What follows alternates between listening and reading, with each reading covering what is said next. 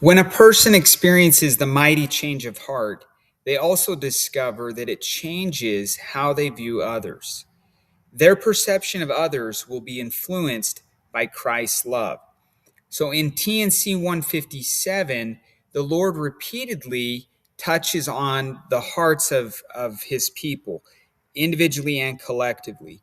And he points out that the heart needs changed so that the thoughts and actions and our speech can also be transformed. But it begins with the heart, then the perceptions. So the Lord, he says, be of one heart and regard one another with charity.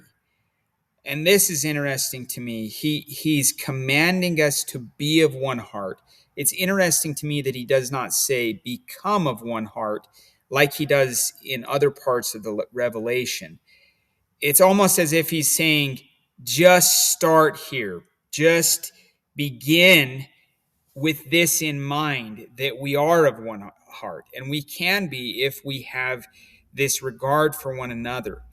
Although a man may err in understanding concerning many things, yet he can view his brother with charity and come unto me. And through me he can with patience overcome the world. I can bring him to understanding and knowledge. Therefore, if you regard one another with charity, then your brother's error in understanding will not divide you.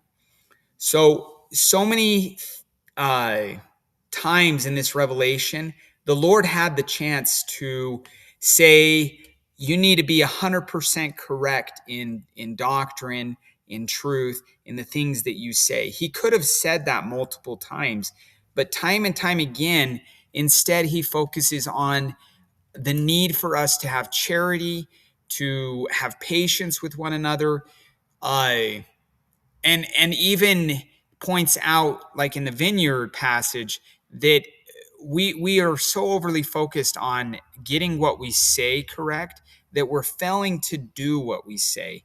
And that's kind of what I feel like the Lord is pointing out in this passage here, that it's how we regard one another that he cares about most. Because if we regard one another with charity and we continue to labor to come to him, he can correct us in our lack of understanding truth and light.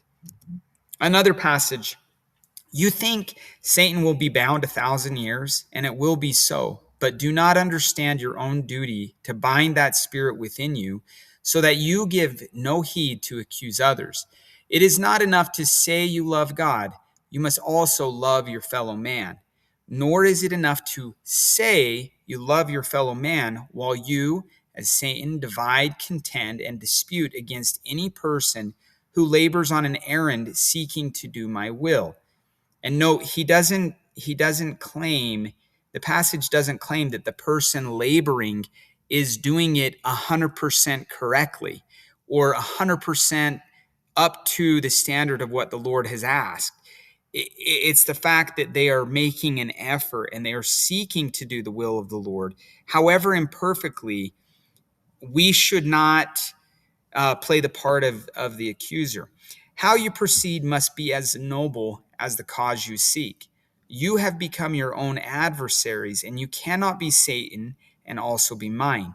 Repent, therefore, like Peter, and end your unkind and untrue accusations against one another, and make peace. How shall there ever come 1,000 years of peace if the people who are mine do not love one another? How shall Satan be bound if there are no people of one heart and one mind? And I just want to point out that in the law of Christ, the teachings and precepts in the law teach us how to show charity and how to show love to one another. And we'll get to that eventually in another video. So another passage, this is the last one. The Lord taught, how do I act toward mankind? If men intend no offense, I take no offense. But if they are taught and should have obeyed, then I reprove and correct and forgive and forget. You cannot be at peace with one another if you take offense when none is intended. But again, I say, judge not others except by the rule you want used to weigh yourself. So again, just to recap, when we have our hearts healed and changed and transformed, what follows, what ought to follow, is the perceptions and how we view one another, how we regard one another. And the Lord has commanded us to regard one another with charity.